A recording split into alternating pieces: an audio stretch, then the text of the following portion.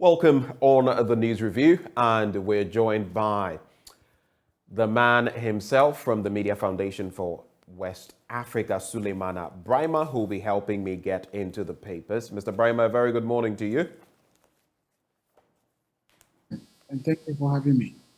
It's a pleasure always to have you. We've entered Christmas week, and of course, we all celebrated together, but some are saying that the Christmas feel, the smell, the odor of Christmas still can't be distinctly smelled or felt. For you, how are you feeling this Christmas? Let me put it to you. Well, I guess I feel quite the same as those expressing the sentiments that the feeling appears not to be there. I guess what gives me a reminder is the fact that we go on break on Thursday this week, and that is perhaps the constant reminder to me that we are getting to Christmas. Otherwise, I don't think that the traffic situation is as we know it to be during the Christmas period.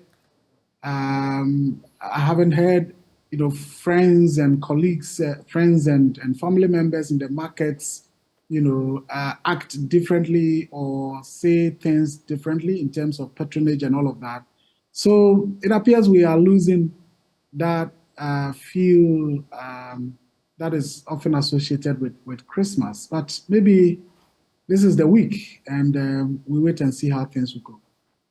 Well, this is the week. We wait to see how things go. Interestingly, the price of chicken has shot up the last time I checked. And of course, that is one of the staples we use for Christmas. And I don't know whether you saw my blunt thoughts. You watched my blunt thoughts last week. I was devastated when I realized that for 5 years back to back, since 2017 till now, Ghana has been the biggest importer of chicken on the continent of Africa.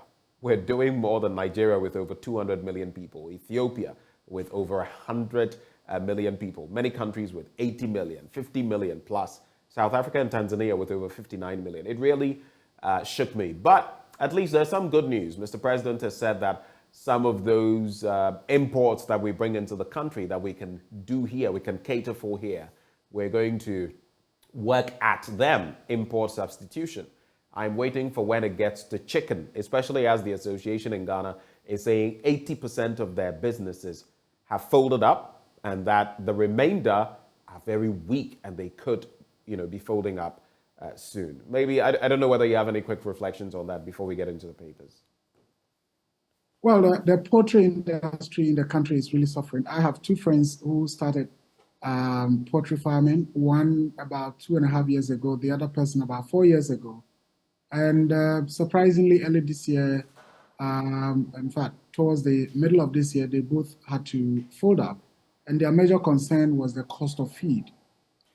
So in other words, the cost of maintaining the animals, the cost of keeping the animals wasn't matching the profit that they were generating, mainly from the eggs. And so they thought, well, it's better we rather close shop and refocus elsewhere than to continue to invest in a non-productive venture. So the poultry industry is really, really suffering. And I don't know at what point we really got into this whole enterprise of importing that large quantities of poultry. And it comes down to who are the people involved. If it is people in government, people in powerful positions, and the government has a difficulty in implementing policies that may eventually affect those people economically, then we would see what we have been seeing. But well, I have little hope when certain statements are made by government officials. But maybe for some things, it might be different, and so we can look forward to what the president has said. Well, let's get into the papers now and start with the daily graphic. Transport fares down by 15.3% from today. That is on page 20. There's also Kwesi Botre's burial Thursday. Professor Kwesi Botre, may his soul rest in perfect peace. And there is victory is called to duty, as Yedun Ketia declares, as he wins NDC chairmanship. Fifi Kwete Yamin win General Secretary and National Organizer slots. There's also GCAA poised to enforce drone directives. Well, let's get into those stories now, starting with the one on. Maybe let me start with page 16 with the two stories there, Suleimana. So the GCAA is poised to enforce drone directives, and the Ghana Civil Aviation Authority, in collaboration with the security agencies, is working to enhance the enforcement of drone directives in the country. This is to ensure that Ghana's aerospace is efficiently controlled and kept safe. The Director General of the GCAA, Charles Kweku, told the Daily Graphic on the sidelines of a stakeholders' breakfast meeting held last Thursday that had become necessary because while there were rules controlling the flying of drones, they were often overlooked. He says, we're in a continuous engagement with the national security and relevant agencies to enforce the directives on drones. This includes the involvement of the police and the Ghana Air Force in enforcement actions. Finally, drones and aircraft fly in the same airspace, and if that space is not regulated, it will pose a risk, he said. Additionally, drones use technology just as aircraft, and so if the airspace is not regulated, it may result in unpleasant stories, he explained. That's the first one. The second one, Ghana's longest-serving finance minister, Professor Kwesi Poultry, who passed away last month, will be laid to rest in a private burial on Thursday, December the 22nd. The burial will be preceded by a burial service at the forecourt of the State House in Accra on the same day. The state event, which begins at 9 a.m., is expected to be attended by the President, Nana Addo Dankwa Akufo-Addo, ministers of state, former presidents, members of the diplomatic corps, and other dignitaries in politics, the economic community, and academia, as well as members of the NDC. Quick reflections on these two stories. I don't know whether when Prof met his demise, we got to speak about his legacy, did we?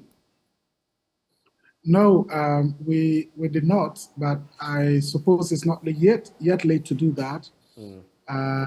Of course, I mean, even though some of us were very young when Professor Poultry, in the early days of his role as finance minister during the PNDC days, I could still recall that during budget statements, specific prices of certain items were mentioned. And then, of course, the usual thing about which roads were going to be constructed, which bridges and all of that. Economic recovery program, structural adjustment program, PAMS card, IMF. I think he's done quite a considerable, contributed considerably to the economic management of this country, even though there are those who would say, look, there were lapses. And of course, he wasn't perfect. But nonetheless, under Mills Mahama, he still continued to play certain vital roles. At some point, he was the chair of the NDPC, the National Development Planning Commission. And so this is a man who has really contributed his quota to the development of this country, and we owe it a duty to give him a befitting burial and farewell service. So commiserations to his family, and may he rest in perfect peace. The Ghana Civil Aviation Authority, regulations on drones. What's your take on that? That's really an important subject matter because we know that drone technology is really growing. If you monitor what is happening in the Russia's invasion of Ukraine, you would no doubt learn about the deployment of drone technology for warfare. And so it is not something that you would want to joke about. What I am quite disappointed in is the fact that in almost every situation, we have to sit down, get overwhelmed before we now say we want to crack the whip. At what point was it allowed for drones to just be allowed to be, utilizing our airspace as if there were no laws and no regulations? So why did we sit down to get to this point where, people have literally used our space as though there are no, regulations regarding how drones can be flown in our airspace?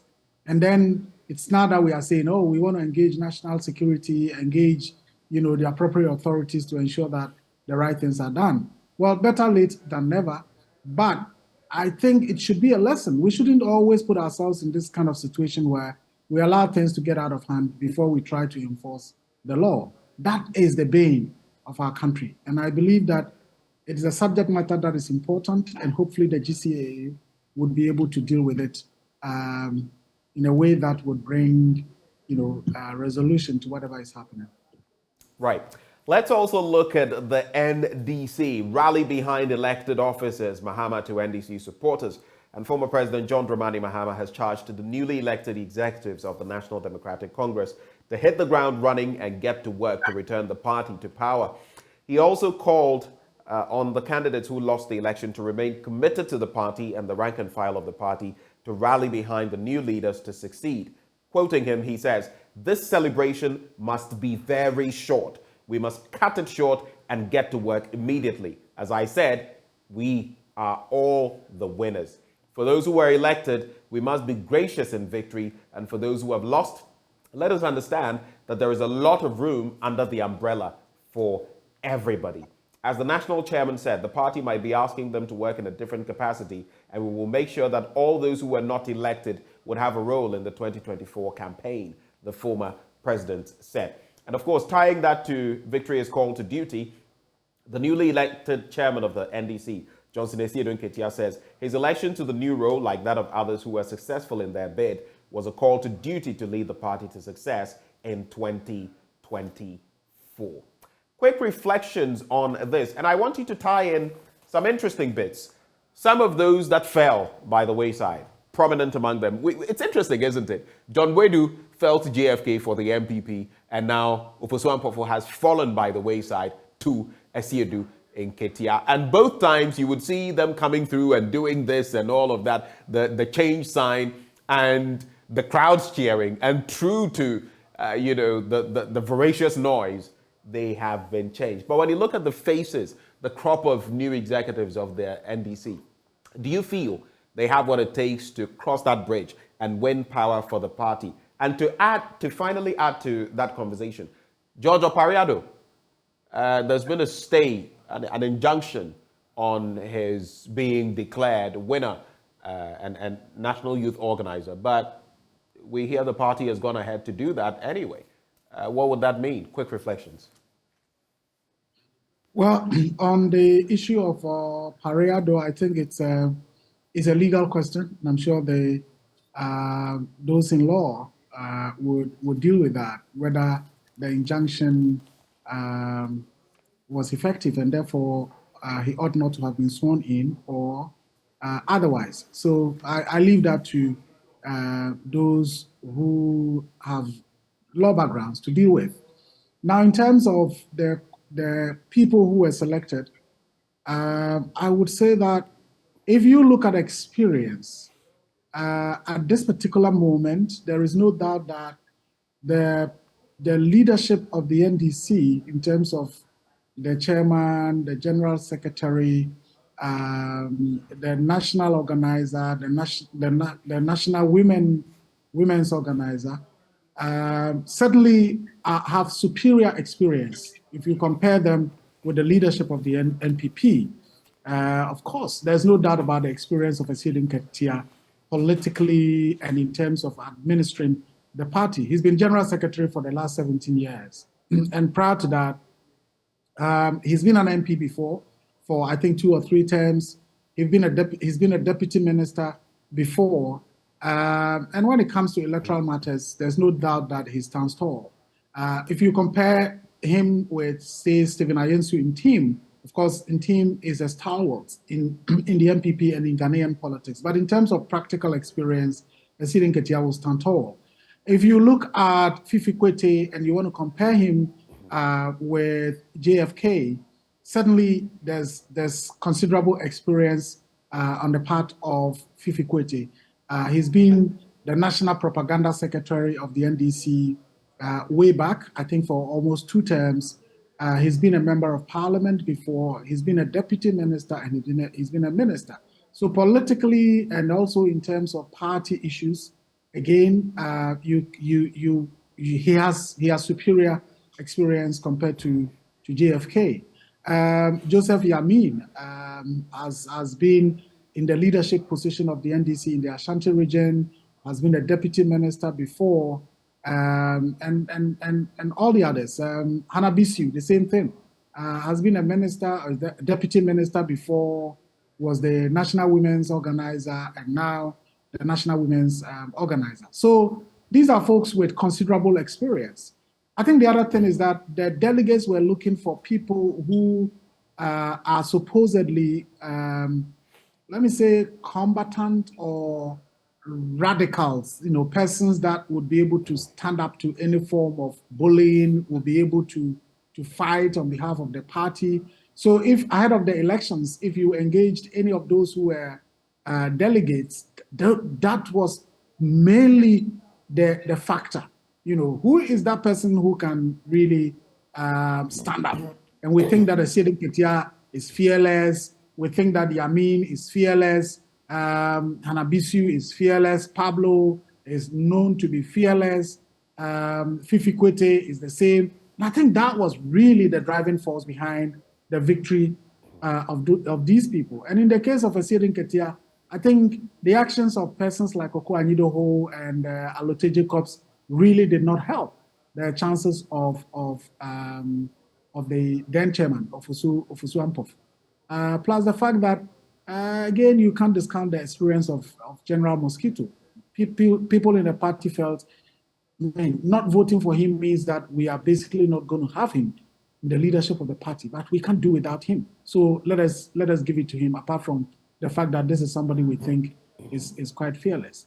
And so, they've gone for folks that undoubtedly have the experience, and I believe that they would be able to contribute their quota to the democratic sustainability of our country, which is really critical. So congrats to those who won, and better luck to those who lost. And for me, the most important thing is our democracy and the integrity of it, having governance that is accountable, that is transparent, that involves the citizenry, and serving the interests of the citizens. That is what we must all continue to fight for.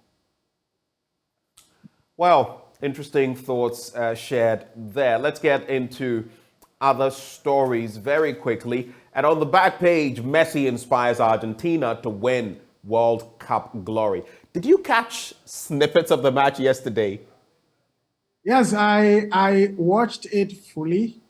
Wow. Almost fully. I did like the entire second half and the extra time and the penalties. Okay. But the first half, I missed quite a bit. In fact, I was not motivated to watch because my instinct was that France was going to win. Okay. And I was. And you didn't want that. You wanted Messi to win. I didn't want that. I wanted Argentina and Messi to win. So I didn't have the courage to watch until I called a friend and he said, are you not watching the match? I said, oh, Charlie, I don't have that vein to watch you. Then he said, oh, it's 2-0. I said, in favor of who? Then he said, in favor of Argentina. I said, oh, then I'm going to watch. Then I gathered the confidence to come and watch. And then sadly, at some point, France. Mbappe nearly stole your joy. Magic. And I was quite devastated again. But I said, okay, let me just gather the courage to watch. And then I watched extra time, Messi scores again. And by some surprise and magic, Mbappe equalizes. So at that point, I really said, well, what can one do? And I started also at that point admiring the role of Mbappe in this whole enterprise. 23 years old, and he's the first youngster at this age to have netted 10 goals in the tournament. And so I told myself, well, if France makes it, I wouldn't be too sad because look, this guy has done so well. But all in all, I was so happy that Messi, got it, a beautiful, perhaps end to his global stardom. And what a way to really bring a career to a possible end. I don't think that Messi is going to feature in the next World Cup. And this is... We saw him waving to the crowds and all of that. I mean, it's the icing on the cake, if you asked me, capping off a glittering career. My only problem with him is that when it comes to the Ballon d'Or, I feel sometimes hands have been twisted for Iniesta and he won it and all of that. That for me settles it when it comes to this GOAT debate. And I don't think there is one person who can claim that. In the circle of Cristiano Ronaldo, in the circle of Pelé, who recently has been on life support because of his condition, Maradona, who has left us, and Messi.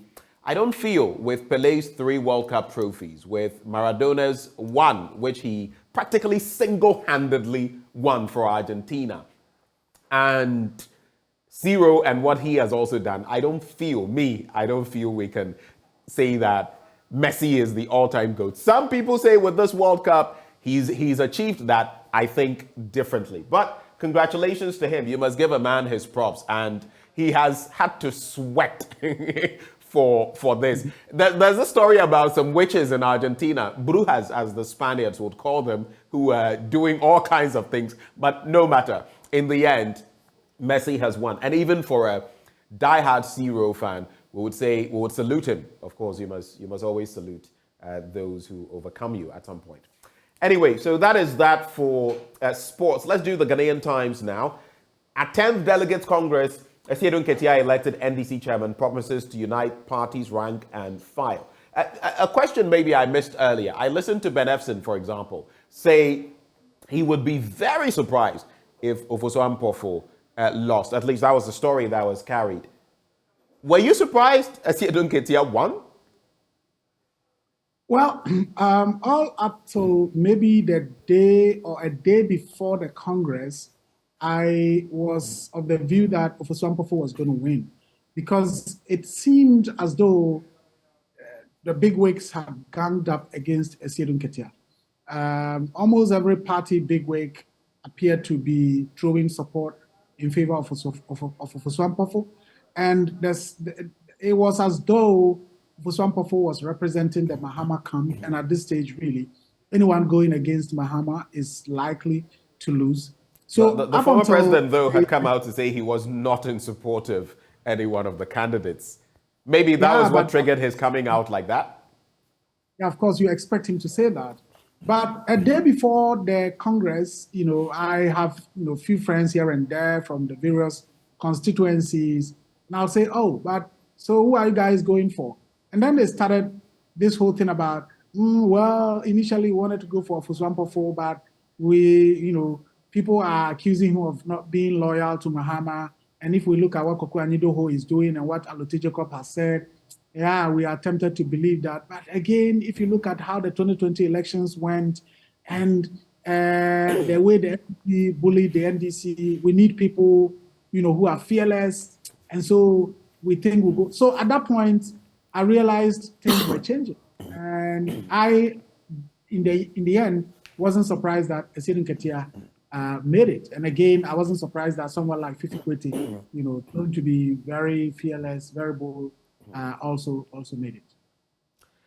Well, other stories there. Bear with government to restore economy. President reiterates 15.3% reduction in fares takes effect today. 8 shot dead, 1 injured in ethnic clashes in Bawku.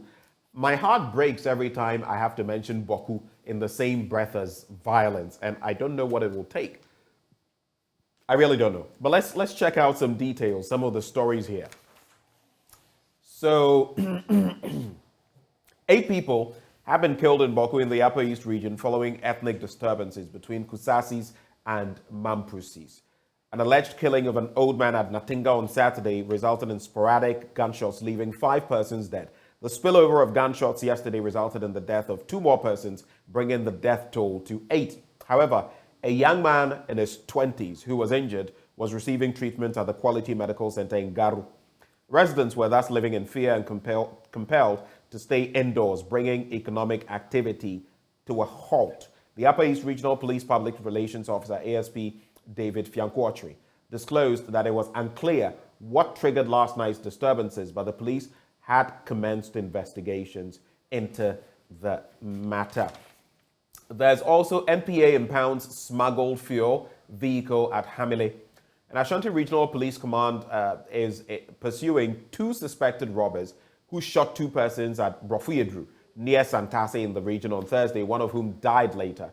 The suspects were said to have attacked a household and shot the two persons after one of them was said to have attempted to struggle with them. According to the head of Public Affairs Unit of the Command, Assistant Superintendent of Police Godwin Ahianyo, the victims were rushed to the hospital for medical attention, but one of them, unfortunately, passed while the other is receiving medical attention and is in stable condition.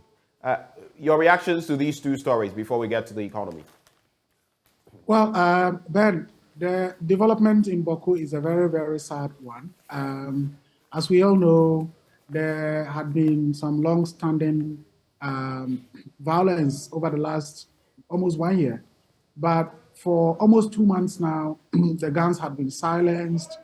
And we were all hoping that the situation in Bawku would eventually settle. But one of the contentious issues has always been the festivals that are celebrated in Bawku, the Damba among the Mampusis in Bawku, and then the Samampid among the indigenous Kusasi people from the Kusak traditional area.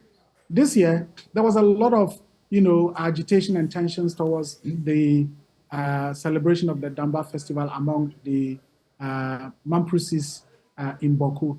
But I know, having spoken to some people, that the overlord of the Kusak traditional area, the Bokunaba, prevailed on his subjects to say, no, look, what is the point in saying that an ethnic group or a tribe that is located within the Kusak area wants to celebrate their festival, and then we say no? I think that people should allow them to celebrate the festival. And indeed, the Damba festival was celebrated without any glitch. And so it's, for many, quite surprising that as the communities get closer to the celebration of Samampid, which is always towards the end of December, then we have this development that has happened. This old man, the community where this man was killed is actually not Natinga, but it's called Seng Nating, but people confuse the two. So this is a very old and very, very respected old man who is a Kusasi, and people just went and shot him. And then shot his young son, who also got wounded. And that then triggered the violence again. And unfortunately, as we hear, additional people were killed. This is really unfortunate. And I really, really admire the Zugrana, the Bokunaba, and his resilience in maintaining peace. But for his intervention constantly, look, we would have had a spillover of the conflict to the other areas. Because remember, when you talk about the Kusag area, it's the 6 districts in the area. So Zabila, Garu, Timpani, Pusiga, Binduri, and then Bawku itself. These are all the Kusasi enclave. And I really must commend the Bokunaba for prevailing on his divisional chiefs and the subjects in this area, these areas, for not intervening so that we have a spillover. I just appeal to our brothers and sisters in the Kusag area, in Bawku municipality, to let peace prevail, because people are suffering, people are struggling, and no one gains from these gun violence. And I believe that going forward, this may be the end of the violence that we continue to see in the area. Let's wrap with a few stories from some papers. We continue with the Ghanaian Times. 15.3% reduction in fares takes effect today. And this was announced in Accra last Friday in a press release jointly signed by the General Secretary of the Ghana Private Road Transport Union, Mr. Godfred Abolbere, and the General Secretary for the Ghana Road Transport Coordinating Council, Mr. Emmanuel Ohene Yabua, and copied to the Ghanaian Times. And so diesel was expected to be sold at 15 cedis per litre in the next pricing window that day. So that is it, a 15.3% reduction. Then there is bear with government to restore economy. Ghanaian Times. In fact, the president in the Daily Guide also justifies the cedi's rise in there. And the Finder also captures that story. Cedi's rebound, not by chance. But it's interesting. I've heard different economists and others say, look, this is just because, first of all, it's December and we know what happens. Let's wait till January, February when we see that cycle of the cedi's slump every year. Others have also said the explanation has to do with Forex Bureau's belief that the fundamentals of our economy have not significantly changed. In fact, not much has changed. So things will eventually return to what they were before. In effect, the forex bureaus are thinking the dollar will go back up, so they are not willing to sell the dollars, which is why people can't get that. And the final point being that the Bank of Ghana rate is what the banks use among themselves. But how many people go to the banks for, hard currency? People don't go to the banks. So this may be somewhat artificial. We pray it's not, but what are your reactions to those stories? Well, the rebound and appreciation of the city is certainly a positive development. Even if it turns out to be a short period, I don't expect that if the dollar begins to pick up against the city again, we would see it in the manner in which it was constantly rising. Maybe we'll get to the usual state of affairs where you see maybe it is 8.9 today and the next day is 9.1 or 9, and then it keeps maybe at a very, very slow pace increasing like that. But we were seeing a very galloping depreciation or appreciation of the dollar. And so I just hope that the managers of the economy will be able to put this in place so that we'll not get back to the developments that we witnessed. But for me, looking at how the trend has been over the last 2 weeks, it is quite a strange one. It's almost the same as how the appreciation of the dollar was happening. It therefore gives me an indication that, look, this is not a normal trend. There is something that is happening. Right. And eventually we'll get to the point where things will stabilize. Okay. But as I said, I am just hoping that it wouldn't get to the point where the city would fall so drastically the way it did. The president asking that we cooperate for the economy to rebound. Yes, every Ghanaian is patriotic, and that is why we are where we are. I just hope that the president would also do what would give signal to the population that he is also being very responsible in terms of the demands that he's making. Because people have constantly asked that reduce the size of your government. The president is adamant. If he is adamant, why does he think that people would have to cooperate with him? So we would want to see some gesture on the part of the president so that we all can say, okay, if the president has decided to do this, then we also have a responsibility to cooperate. Ghanaians have already sacrificed quite enough, but the president has done nothing to appreciate the sacrifice of the people. The president has done nothing. And it is time. Mr. Brima, give me 30 seconds on the Burkina Faso situation. Just 30 seconds. What's your take? I guess you're talking about the president's statement? Yes. I think it was really, really uncalled for. I'm asking, was it the case that it was a meeting that was supposed to be behind closed doors, off camera, off the media, and it got leaked? But watching the scene, it appears that it wasn't so. It was a meeting that was known to be a public thing, not off camera, not behind the scenes or behind closed doors. And so I'm really surprised that the president will make such a statement publicly. The president, who has been a foreign minister before and understands diplomacy, I really wonder why he did that, because it was a statement that was absolutely uncalled for. I mean, it could have been a briefing, behind the scenes with the U.S. officials, but not one that you make publicly. I mean, I think the Burkinabe authorities are justified in their anger, because I don't expect that the president or a senior government official of our country will make such a statement publicly, especially outside the shores of our country. What was their basis? Is it to court the affection of the United States? Is it to court, the disaffection of Russia? We all know what Russia is doing in the Sahel region, and then some of us can talk about it publicly in terms of the Wagner Group, in terms of the misinformation, disinformation campaign that we must all stand up against. But for the president to make this public statement, I think that it's really uncalled for. Suleimana, it's been really good, as always, joining you for the news review. Thank you so much, sir, and do have a good day. Thank And you. Merry Christmas in advance. Merry Christmas to you and the entire team at Multimedia. And kudos for the great work you do, and wishing you the very, very best. Thank you, sir. And that is how we cap off the news review. A very happy birthday to Hilda Amenyo. Today is your birthday, my very good friend. May God richly bless you on this day and lift you higher and higher. Hilda Amenyo, have a wonderful day. On that note, let's settle for sports, and definitely we're going to be telling you about that win, famous win by the Albiceleste of Argentina. Tuesday.